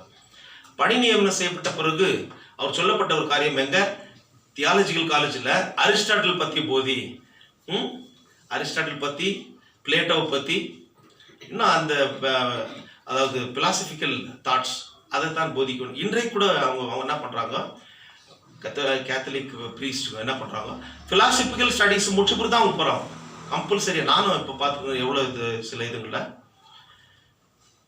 எப்போ தான் மாறுமோ தெரியல. ஆனால் லுத்தர் அதை அரிஸ்டாட்டிலை போதிப்பது அல்ல, திருமறை விளக்க பேராசிரியராக அவர் தன்னை ஒப்பு கொடுத்து அவர்களுக்கு கடவுளுடைய வார்த்தையை போதிக்க ஆரம்பித்தார். ரோமர் 1:17 விசுவாசத்தினால் நீதிமான் பிழைப்பான் என்று சொல்லி. ஸோ அவர் அந்த டாக்டரேட் ஆஃப் டிவினிட்டி பெற்ற பிறகு கடவுளுடைய ஊழியக்காரராக அவர் தன்னை ஒப்பு கொடுத்து இந்த காரியத்தில் கடவுளுடைய நாமத்தை மகிமைப்படுத்தினார். பிரியமானவர்களே, அதன் பிறகு அவர் ரோமுக்கு போனார். ரோமாபுரியை பற்றி அதிகமாக அவர் கேள்விப்பட்டிருந்தார். பரிசுத்த ரோமாபுரியே வாழ்க என்று சொல்லி ரோமுக்கு போறார். இவ்வளோலாம் படிச்ச பிறகு ஏதோ செய்யணுன்ற ஒரு வெறி வந்துடுச்சு. ரோமுக்கு அவர் போகும்போது அதை அப்படியே விழுந்து வணங்குறார். ஆனால் உள்ளே போன பிறகு நடக்கிற அந்த அநியாயத்தை பார்த்து, ஒரு பாபிலோன் இங்கதான், ஒரு நரகம் என்பது இருந்தா அது இங்கதான் இருக்கு அப்படின்னு சொன்னார். நரகம் என்பது கொஞ்சம் யோசிப்பார். அப்பேற்பட்ட ஒரு நிலைமை அங்கிருந்தது. ஒரு பரிசுத்த குலைச்சலாக்கப்பட்ட ஒரு சூழ்நிலை. ரோம் போப்பருடைய தலைமைப்படம். அந்த இடத்துல குருக்கள், அப்புறம் அருட் திருப்பணியாளர்கள், அருட் சகோதரிகள், நன்ஸ் என்று சொல்லும்போது அருட் சகோதரிகள் எல்லாரும் மிக மோசமான ஒரு நிலைமையை அவர்கள் பிடித்துக் கொண்டதை பார்த்து, இங்கே தான் நரகம் இருப்பதை நான் பார்க்கிறேன் என்று சொல்லி அவர் சொன்னார். அவ்வளோ ஒரு வேதனையான காரியங்கள. சரி, நம்ம இந்த வேகமாக நம்ம போகலாம். அங்கிருந்து அவர் வந்துட்டார். வந்த பிறகு இவர்கள் ஏமாற்றிக் கொண்டிருக்கிறார்கள். என்னென்ன காரியத்தை சொல்லி ஏமாற்றுகிறார்கள் என்று பார்க்கின்ற போது, அங்கே அவர் கண்ட ஒரு காட்சி மற்ற இடங்களிலே அது பரவ ஆரம்பித்தது. ஒரு சர்ச் கட்ட வேண்டும் என்று சொல்லி, ஒரு கேத்தட்ரல் கட்ட வேண்டும் என்று சொல்லி ரோமில் உலகம் முழுதும் அவர் பணத்தை திரட்டினார்கள். அப்படி திரட்டும் பொழுதுதான் இவர்கள் ஆரம்பித்தது அந்த பாவ மன்னிப்பு சீட்டு, சேல் ஆஃப் இன்டெலிஜென்ஸ் என்று சொல்லி. அதாவது இன்றைக்கு பாவம் செய்கிறவர்களுக்கு பாவ மன்னிப்பு வேண்டும் என்றால் பாவ மன்னிப்பு சீட்டை அவர்கள் வாங்க வேண்டும். செத்து போனவர்கள் கூட வாங்க வேண்டும். ஏனென்றால் இவர்கள் சொன்ன ஒரு காரியம், வாழ்கிறவர்களுக்கு பாவ மன்னிப்பு, செத்து போனவர்களுக்கும் பாவ மன்னிப்பு, இனி செய்ய போகிறவர்களுக்கும் பாவ மன்னிப்பு நாங்கள் கொடுப்போம், அதற்குரிய பணத்தை கொடுத்து நீங்கள் அதை வாங்கிக் கொள்ள வேண்டும் என்று சொல்லி. அப்படி சொன்னா எவ்வளவு பேர் வாங்குவாங்க? இன்னைக்கு கொஞ்சம் யோசிச்சு பாருங்க. பெரிய பெரிய பணக்காரெல்லாம் இந்த அக்கிரமத்தெல்லாம் நீ செய்யலாம், இதுக்கு பணம் கொடுத்தீங்கன்னா நீ அதுல இருந்து யூ வில் பி ரிலீவ்டு, நீ அந்த பாவம் உனக்கு மன்னிக்கப்படும் சொல்லிட்டா எவ்வளவு பேர் வருவோம். ஆனால் அப்படி சொல்லி ஏமாற்றினார்கள். அடுத்தது செத்து போனவர்கள், அதாவது மோட்சம் நரகம் என்று இருக்குது, அந்த இடத்துல உத்தரிக்கும் ஸ்தலம் என்று சொல்லி பர்கேட்ரி என்று அந்த இடத்துல எல்லாம் போயிருக்கிறாங்க, போய் உட்கார்ந்துக்கிறாங்க. நீங்கள் இந்த பாவ மன்னிப்பு சீட்டு வாங்கி காணிக்கப்பட்டில அந்த காணிக்கையை நீங்கள் போடும் வந்து அந்த சத்தம் விடுற நேரத்தில் அவர்கள் உட்காந்துக்கிறவங்க பரலோகத்துக்கு இல்லை நரகத்துக்கும் அவங்க போயிடுவாங்க. அதில் கூட பாருங்க, பரலோகத்துக்கோ நரகத்துக்கு அது கூட ஏதாவது காணிக்கை வச்சிருப்பாங்க நினைக்கிற, ஸ்பெஷல் ஆஃபரிங் போல இல்லைங்களா? அதை பற்றி அது ரிசர்ச் பண்ணால் அது கண்டிப்பாக தெரியும்.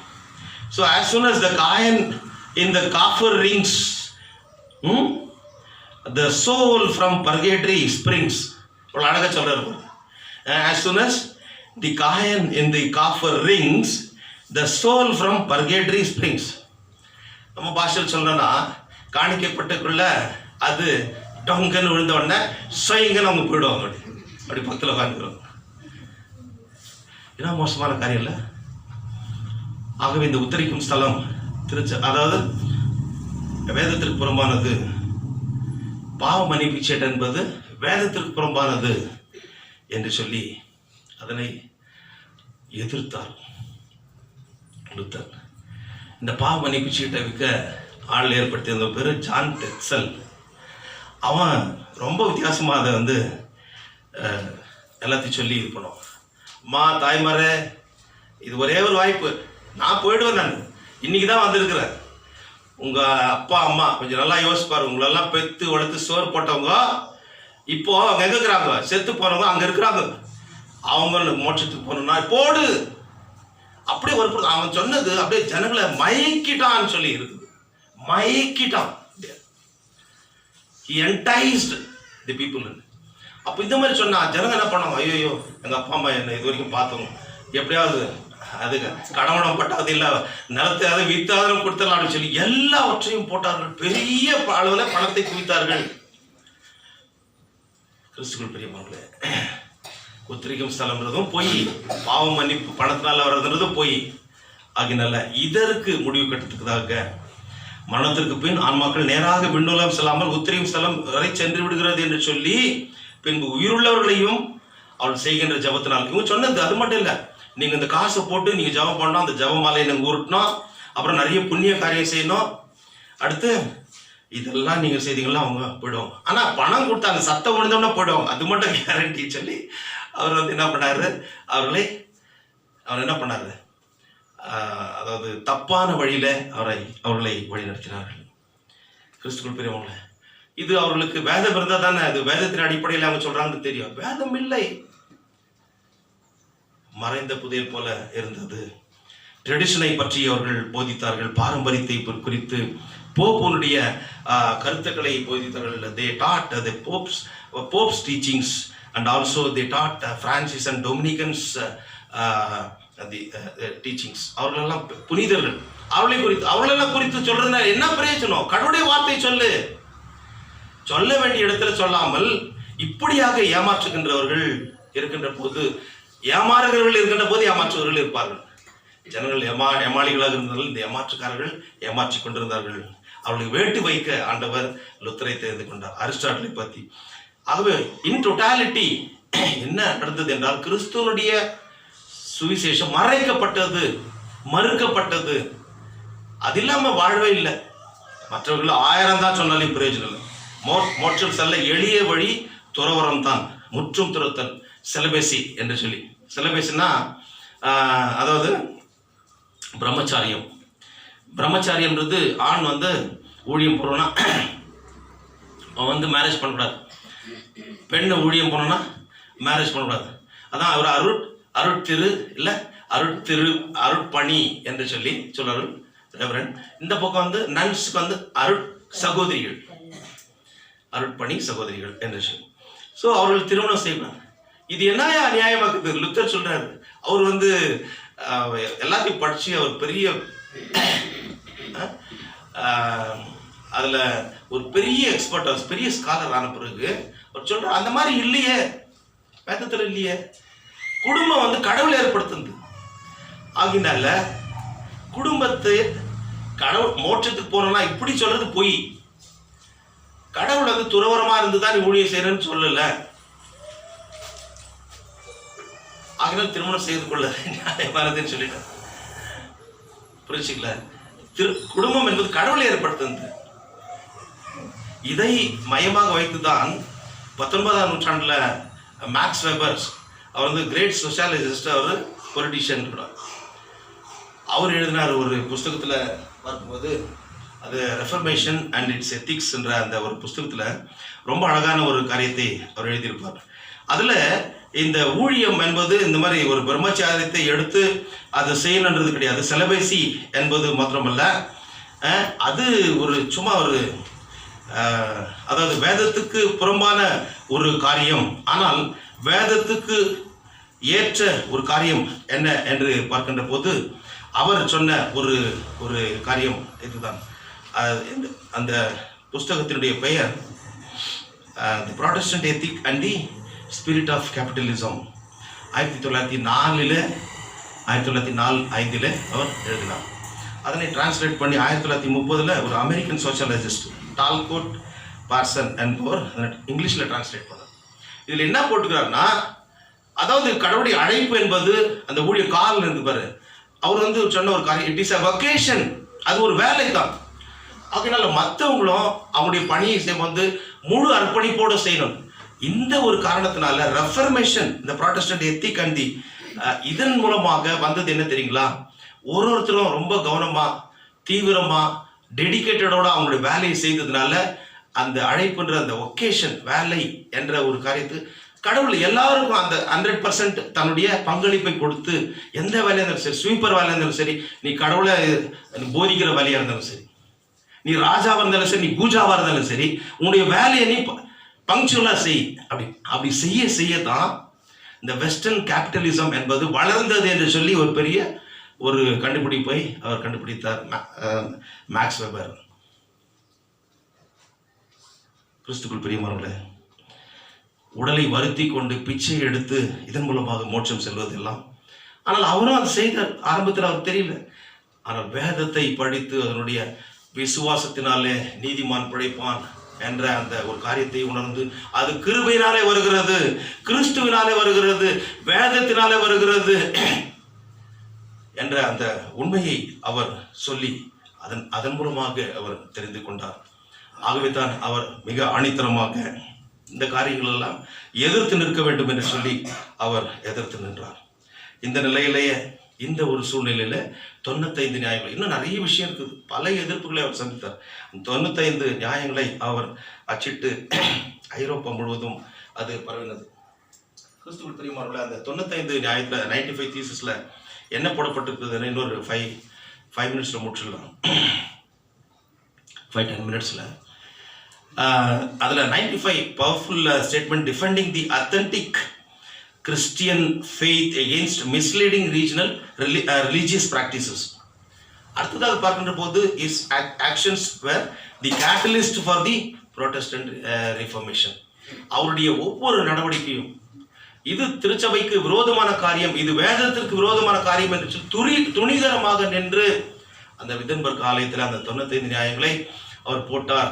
பர்கேட்டரி சும்மா கதை, பாவ மன்னிப்பு சீட்டுன்றது ஏமாத்து வேலை, இப்படிதான் அந்த காரியங்கள் வருகிறது. 95 தீசிஸ்ல நீங்க பார்ப்ப உங்களுக்கு கொடுக்கப்பட்டிருக்கிறது. இதை குறித்து யாராவது என்கிட்ட டிபேட் பண்ணனா வரலாம். இதுதான், யாருமே வரல. இதுதான் சீர்திருத்தத்துக்கான ஒரு அடையாளம். இதன் மூலமாக தான் வந்தது சீர்திருத்தம். ஆனால் உடனடியாக இந்த விஷயத்தை போப்புக்கு தெரிவித்தார்கள். போப் என்ன பண்ணாரு, நீ செய்தது இது உண்மையா தப்பா இல்லை, இது நீ இதை வாபஸ் வாங்கிக்கிறேன் இல்லை, கிடையாது. அவர் பல புஸ்தகங்களை எழுதினார். பல புஸ்தகங்களை எழுதி போப்புக்கு விரோதமாக இந்த 95 நியாயங்களை வாபஸ் பெற முடியுமா என்று சொல்லும்போது இல்லை என்று சொன்னார். இப்படி நீ சொல்லுகிறாயே, உனக்கு எவ்வளோ தைரியம் சொல்லி அவரை இப்படி நீ செய்தா நீ உன்னை திருச்சபையை விட்டு நாங்கள் நீக்கிடுவோம் அப்படி சொல்லி அவரை மிரட்டினார்கள். ஆனால் லுத்தர் எதற்கும் பயப்படாதவர், எதற்கும் சுழைக்காதவர். அவர் சொன்ன ஒரு காரியம், கடவுளுடைய வார்த்தை அதுதான் எனக்கு முக்கியமானது. The scripture alone, sola scriptura. The Bible is a remarkable fountain. The more one draw and drinks of it, the more it stimulates the. யார் அதிகமாக அதை படிக்க ஆரம்பிக்கிறாங்க அவங்களுக்கு தான் அதனுடைய வாஞ்சை, அதனுடைய டேஸ்ட் புரியும். அது ஒரு, அதாவது ஆத்மீக தண்ணீர், அதனை குடிக்கத்தான் அந்த தாகம் உனக்கு வந்து கொண்டே இருக்கும், அதை குடித்து கொண்டே இருக்கலாம். அப்படியே அதனை பருகியவர் லூத்தர். கிறிஸ்துவுக்குள் பிரியமானவர்களே, அவர் அந்த டிரான்ஸ்லேட் பண்ண அந்த ஹோல் பைபிள் வந்து ஜெர்மனில் டிரான்ஸ்லேட் பண்ணார். அந்த நேரத்தில் இவர் அந்த 95 நியாயங்களை குறித்து தர்க்கம் செய்ய டாக்டர் ஜோஹனஸ் எக் என்பவர், அது திருச்சபையின் பாரம்பரியங்கள் தான் நாங்கள் காலாகாலமாக பின்பற்றி கொண்டிருக்கின்ற ஒரு காரியம் என்று சொல்லி வாதம் செய்ய வந்தார். இது கத்தோலிக்க சபையின் மூலமாக. ஆனால் லுத்தர் அதற்கு மாறாக அவர் இன்னொரு பக்கம் நின்று கொண்டு சத்திய வேதாகமம் ஒன்றே எந்த போதனையும் நிர்ணயிக்கும் உரைக்கல் என்று சொல்லி மிக தைரியமாக சொன்னார். உண்மையாய் மனம் வருந்துகின்ற பாவிக்கே கிருபையினாலே பாவ மன்னிப்பு கடவுள் கொடுக்கிறார். பாவ மன்னிப்பு மரித்தோருக்கு அல்ல, உயிர் வாழ்வோருக்கு. எவ்வளவு தெளிவான காரியங்கள்ல, பாவ மன்னிப்பு செத்துப்போனவர்கள், உயிர் வாழ்வோருக்கு அவர்கள் வந்து அறிக்கை செய்கின்ற போது கிருபையினாலே இதனை நாம் பெற்றுக் கொள்கிறோம். சோலா கிரேஷியா.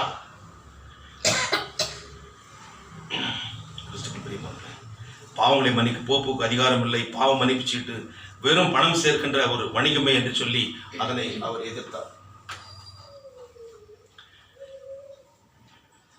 கடைசியாக இவ்வளவெல்லாம் சொன்ன பிறகு அவருக்கு பல நிர்பந்தங்களை அவர் உண்டு பண்ணினார்கள். அதை பற்றி அவருக்கு கவலையே இல்லை. எந்த காரியமாக இருந்தாலும் சரி, அதை தைரியமாக அதை சந்தித்து தான் ஆக வேண்டும் என்று சொல்லி அவர் ஒரு பக்கம் ஆதரவு இருக்கிறது, ஒரு பக்கம் எதிர்ப்பு. ஒரு பக்கம் ஆதரவு, இன்னொரு பக்கம் எதிர்ப்பு வந்து ஒரு பயம் எப்படியாவது வந்துடல. ஒரு பேனிக் சிச்சுவேஷன், ஒரு அதைரியமான ஒரு சூழ்நிலை ஏற்பட்டது. ஒரு பேனிக் சிச்சுவேஷன் லுத்தருக்கு ஏற்பட்டது. அப்போ அவர் சொல்றாரு, இது கர்த்தரின் நாமத்தினால் தொடங்க பெற்றிருந்தால் வாழும், இல்லையே வீடும் என்று சொன்னார். இவருக்கு கொஞ்சம் டவுட் வர மாதிரி ஆயிடுச்சு. பல பிரச்சனைகள் மேல மேல மேல மேல வந்த என்ன சாமி இதுன்ற மாதிரி அப்படியே அழுத்து போதில் அப்படியே அது போன்ற ஒரு நிலைமை ஏற்பட்டது. ஜோஹன் எக் டாக்டர் எக் அவர் திருச்சபை, அதாவது லுத்தரோட அந்த சொற்போர் செய்கிறார் 1519 திருச்சபையின் பாரம்பரியம் என்று சொல்லி. ஆனால் சத்திய வேதாகமும் ஒன்றே எந்த ஒரு போதனையும் நிர்ணயிக்கும் முறைகள் என்று சொல்லி தைரியமாக சொன்னார். அடுத்தது அவர் கேட்கிறார், நீ எழுதின அந்த நூல்கள் எல்லாம் தவறானது என்று சொல்லி நீ சொல்ல முடியுமா? அவர் சொல்றார், நோ நோ நோ நோ, அது இது தவறானது கிடையாது. தான் எழுதினதை அவர் மறுக்கவில்லை. மக்களின் ஆன்மீக மீட்புக்கு என்றும் இறை மாட்சிமைக்கென்றும் சத்திய வேதாகமத்துக்கேற்ப தம் நூல்களை தாம் எழுதியதாக அவர் கம்பீரமாக கூறினார். இவைகள் சத்திய வேதத்தின் அடிப்படையில் எழுதப்பட்டது. ஆகவே இது தவறு என்று நிரூபிக்காத வரை நான் மறுக்க மாட்டேன். மனசாட்சிகளுக்கு விரோதமாக நான் செய்ய மாட்டேன். இதோ நிற்கிறேன். Here I stand in the word of God. Sola scriptura, sola gratia, sola fide, sola Christus, sola Deo gloria.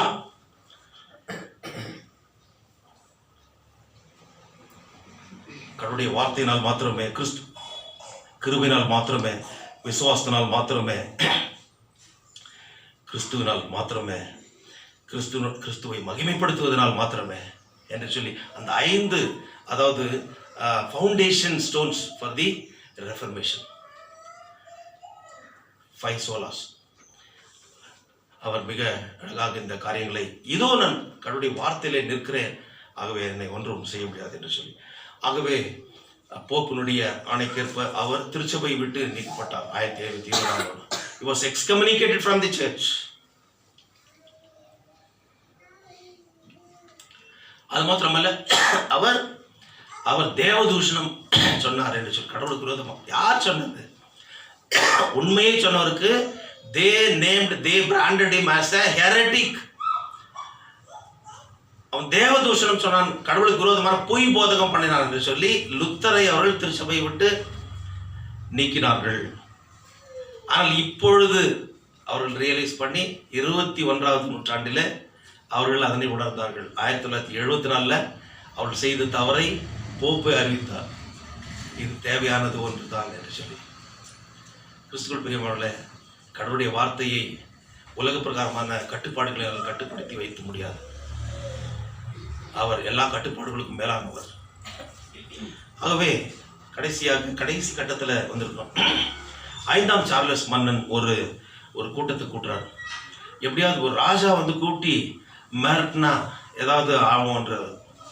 ஏன்னா அது போப்புனுடைய மூலமாக தான் நடந்தது அந்த காரியம் கூட. போப்பு கீழே தான் இருக்கிறாங்க ராஜாக்கள் அப்படி. ஆனால் இப்போ இந்த 5th சார்ல்ஸ் கிங் அவர் வந்து என்ன பண்ணுறாரு, ஓம்ஸ் நகரத்தில் ஒரு அரசவை கூட்டுறாரு 1721 வருஷத்தில். அப்போ அங்கே வர சொல்லி லுத்தர் இது பண்ணுறாங்க. ஆனால் லுத்தருடைய ஃப்ரெண்ட்ஸுங்க என்ன சொல்கிறாங்க, அங்கே நீ போகாத, கொண்டு போட்டுருவாங்க. அப்போ அவர் சொல்கிறாரு, என்னை கடவுளுடைய வார்த்தையை குறித்து விசாரிக்க, தர்க்கிக்க, அந்த நியாயத்தை நிலைநாட்ட என்னை கூப்பிடுகிற போது நான் எப்படி போகாமல் இருக்க முடியும் என்று சொல்லி தைரியமாக போனார். பகைவர் வித்தன்பர்க் முதல் ஓம்ஸ் வரை தீ மூட்டினாலும் நான் அங்கே செல்வேன். வீடுகளின் மேல் எத்தனை ஓடுகள் உண்டோ அத்தனை பேய்கள் அங்கே இருந்தாலும் நான் ஓம்ஸ் செல்வேன் என்று சொல்லி அங்கு சென்றார். அங்கு போயிட்டு அரசர் முன்பாக நின்று தான் இந்த காரியத்தில் சொன்னார், நான் எழுதினது உண்மையானது, வேதத்தின் அடிப்படையில் எழுதப்பட்டது, ஆகவே நான் இந்த வார்த்தையில நிற்கிறேன் என்று சொல்லி தைரியமாக நின்றார். அவருடைய வாதத்தை கேட்டவர்கள் அநேக மக்கள் அப்படி காட்டு தீய போல அப்படி பரவும். அந்த 95 தீசஸ் அவரை வந்து மிஞ்ச முடியல. அவரால் மக்களால் தைரியம் சொல்ல முடியல. அதாவது அவர் சொன்ன அந்த காரியத்திற்கு பதில் சொல்ல முடியல. லுத்தர் தான் ஜெயித்தார் என்ற ஒரு காரியம் எல்லா இடமும் போயிடுச்சு, ஸ்ப்ரெட் ஆனிச்சு. ஆகினால அவர்கள் தோல்வி முகத்தோடு அவர்கள் போறாங்க. ஆனால் கூட அவர்களுக்கு சப்போர்ட்டாக இருந்தவர்கள் நார்த் ஜெர்மனி லுத்தருக்கு ஆதரவாக இருந்தது, சவுத் ஜெர்மனி எதிர்ப்பு தெரிவித்தது. அதனால கவலைப்படல இல்லையா. ஏதாவது ஒரு காரியம் செய்யணும், எதிர்ப்பும் இருக்கும், ஆதரவும் இருக்கும். எப்பவுமே வெறும் ஆதரவோட இந்த காரியத்தை செய்ய முடியும். எதிர்ப்பும் உண்டு. எதிர்ப்பை கொண்டவர்கள் பிசாசு. அந்த எதிர்ப்பை அதை முறியடிக்க கடவுள் என்னோட கூட இருக்காருன்னு சொல்லி தைரியமாக இறங்கி லுத்தர் செய்தார்.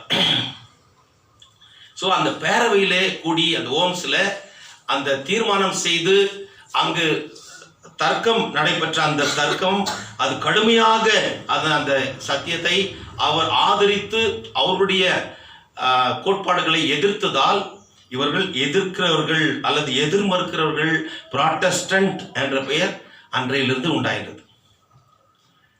இதுதான் புராட்டஸ்டன்ட்.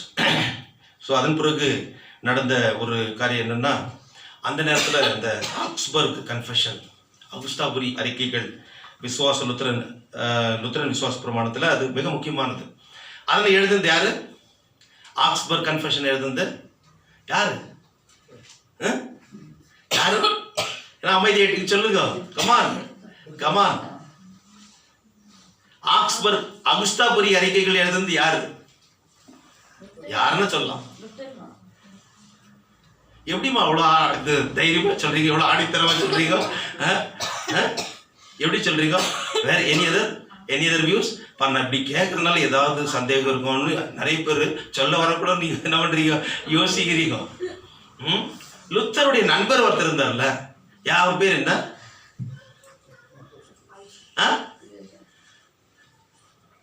லுத்தருடைய பெயர் என்ன? லுத்தரன் சபையார்.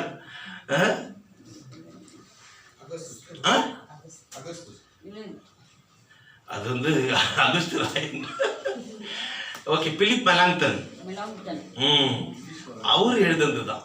ஆனால் அதில் இருக்கிற நிறைய maximum contents was written by Luther. ஆனால் அந்த புஸ்தகத்தை எழுதினவர் அகுஸ்தாபுரி அறிக்கைகள், Augsburg confession, professor Philip Melanchthon, லுத்தருடைய நெருங்கிய நண்பர். அவருடைய கலரையும் இவருடைய கலரையும் ஒரே திருச்சபையில் ஆப்போசிட் டைரக்ஷனில், அங்கே அவர் கலர் இருக்குது, இங்கே இவருடைய கலர் இருக்குது. அதை நான் பார்த்துட்டு வந்தேன். ஒரு பெரிய பாக்கியம். திருச்சபை உள்ளேயே அவர்கள் சீர்திருத்தம் செய்த திருச்சபையிலேயே ஏற்பட்ட ஒரு காரியம். அதன் பிறகு இவர்களெல்லாம் இந்த எதிர்மறுத்த காரியங்கள், ஸ்மால் கால்டன் என்ற ஊரில் அவர்களெல்லாம் இந்த அறிக்கைகளை ஏற்றுக்கொண்டு அந்த ஊரில் தான் ஸ்மால் கால்டன் சங்கதிகள் என்ற அந்த புஸ்தகமும் அறிக்கைகளும் வெளியே வர ஆரம்பிச்சது. ஸோ இப்படி பெரிய ஒரு எதிர்மறுக்கிறவர்கள் என்ற ஒரு சீர்திருத்தத்தை ஏற்படுத்தினார். இதன் மூலமாக வேதம் வந்தது. நமக்கு அப்பம் திராட்சை ரசம் இரண்டும் பரிமாறப்படுகிறது. இன்றைக்கும் அங்கே வெறும் அப்பம் மட்டும்தான் பரிமாறப்படுகிறது. அடுத்தது திருமணம் என்பது கடவுளால் ஏற்படுத்தப்பட்ட ஒரு ஒரு புனிதமான உறவு என்பதை ஏற்படுத்தி ஊழியக்காரர்களும் செய்து கொள்ளலாம் என்று சொல்லி அவருக்கு ஒரு வாய்ப்பு வந்தது. இவ்வளவு நாள் போராடினார். இப்போ எவ்வளோ அவருக்கு ஏஜ்? 42. இப்போதான் அவர் மேரேஜ் பண்ணுற ஒரு இது வந்தது. ஸோ அவர் மேரேஜ் பண்ணுறார். அவருடைய மனைவிக்கு 26 வயசு. அவருடைய மனைவி பேர் என்ன? Full name Catherine. பாதி நேம் கரெக்டாக சொன்னாங்க அம்மா. கேத்ரின் ஃபொன் பொரான்னு சொல்லி ஒன் பொரான்னு சொல்லுவோம். ஆனால் அது ஜெர்மன் பாஷையில் VON வந்து ஃபொன்னு சொல்லுவோம். ஸோ கேத்ரின் ஃபொன் பொரான் சொல்லி அவங்களும் ஷி வாஸ் ஆல்சோ நன். அவர்கள் ஒரு அருட்பணி சகோதரி. எல்லாம் ஒரு மடத்தில் இருக்கிறாங்க. நன்ஸுங்கெல்லாம் அவருடைய ஊழியத்தை செய்கிறார்கள். இன்னொரு பக்கம் ப்ரீஸ்டுங்கெல்லாம் இருக்கிறாங்க, ஃபாதர்ஸுங்க, பிரதர்ஸுங்கெல்லாம். கடைசியில் இந்த நன் தான் அவர் மேரேஜ் பண்ணிக்கிறார். 1525 வருடத்தில். இவருக்கு 42 வயசு, அந்த அம்மாவுக்கு 26 வயசு. அப்போ எவ்வளோ? 16 வயசு டிஃப்ரென்ஸ். ஆனால் கூட 6 பிள்ளைகளை, 3 ஆண் பிள்ளைகள், 3 பெண் பிள்ளைகளை அவர்கள் பெற்றெடுத்து கடவுள் கொடுக்கின்ற ஒரு பரிசு அது. அதன் பிறகு இதன் மூலமாக 1526 பார்க்கின்ற போது திருமணம் செய்து கொண்டு அவர்கள் திருச்சபையில் ஊழியத்தை செய்ய ஆரம்பித்தார்கள். எல்லா திருச்சபைகளிலும் கம்யூனியன் பரிமாறப்பட்டது. திருச்சபை அப்பவும் அட்சரசம் பரிமாறப்பட்டது. லிட்டர்ஜி உருவானது. அப்பொழுது தான் இந்த ஆர்டர் ஆஃப் வர்ஷிப் என்பது உருவாக்கப்பட்டது. அது முன்பதாக அந்த காரியங்கள் சரியானபடி அது பின்பற்றப்படவில்லை. ஸ்மால் கேட்டகிசம் 1526 சிறிய கத்தேகிசமும் பெரிய கத்தேகிசமும் அவர் எழுதினார். அது கல்லாதவர்களின் வேதம் என்று சொல்லி அதன் மூலமாக உலகம் முழுவதும் எல்லாரும் கடவுளுடைய வார்த்தையை கற்றுக்கொள்ள அது ஒரு ஏதுவாக இருக்கிறது. கிறிஸ்துவ பெருமானவர்களே, இவ்வளவு பெரிய காரியத்தை செய்து கடைசியில் தன்னுடைய 63ஆம் வயதில் 1546ஆம் ஆண்டு பிப்ரவரி மாதம் 18ஆம் தேதி லுத்தர் கடவுளுடைய அழைப்பை ஏற்றுக்கொண்டு நித்திய இளைப்பாறுதலுக்கு என்று அவர் கடந்து சென்று விட்டார். கிறிஸ்துக்குள் பிரியமானவர்களே, இன்றைக்கு லுத்தரன் திருச்சபை ஆகிய நாம் நம்முடைய திருச்சபையில் கூட பெரிய எழுப்புதல் வர நாம் ஜெபிக்க வேண்டும். திருச்சபையில் நம்முடைய தேசத்தில் எழுப்புதல் வர நாம் ஜெபிக்க வேண்டும். அநீதிகள் வருகின்ற போது லுத்தரை போல எதிர்க்கின்ற அந்த துணிவு நமக்கு வேண்டும்.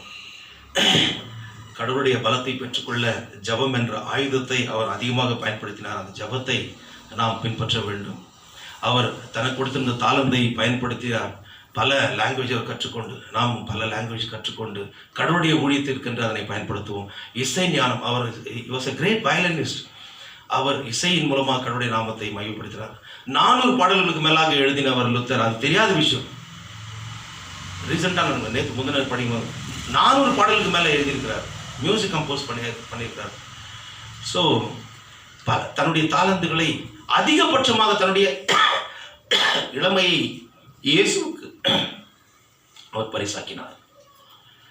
அதன் பிறகு தான் தன்னை பற்றி அவர் யோசிக்க ஆரம்பித்தார். தன்னை பற்றி யோசித்த பிறகு தன்னுடைய மனைவி அதிகமாக அவர் நேசித்தார். அவர் சொல்றார், வெனிஸ் கொடுத்தா கூட என்னுடைய மனைவிக்கு ஈடாகாது. எந்த அளவுக்கு நேசித்திருப்பார் யோசிப்பார். புகழ்பெற்ற ஒரு நகரம். ஸோ அப்படியாக கணவன் மனைவி அந்த உறவில் கடவுளை மகிமைப்படுத்தினார். குடும்ப வாழ்க்கையில் பிள்ளைகளை பெற்றெடுத்து ஒரு நல்ல சாட்சியாக 63ஆம் வயதில் மரித்த இன்றைக்கும் பேசி கொண்டிருக்கின்ற சீர்திருத்த செம்மல் மார்ட்டின் லூத்தர் சாஸ்திரியுடைய வழியில் தொடர்ந்து நடந்து கடவுளுடைய நாமத்திற்கு புகழ் சேர்க்க கடவுள் கிருபை செய்வாராக.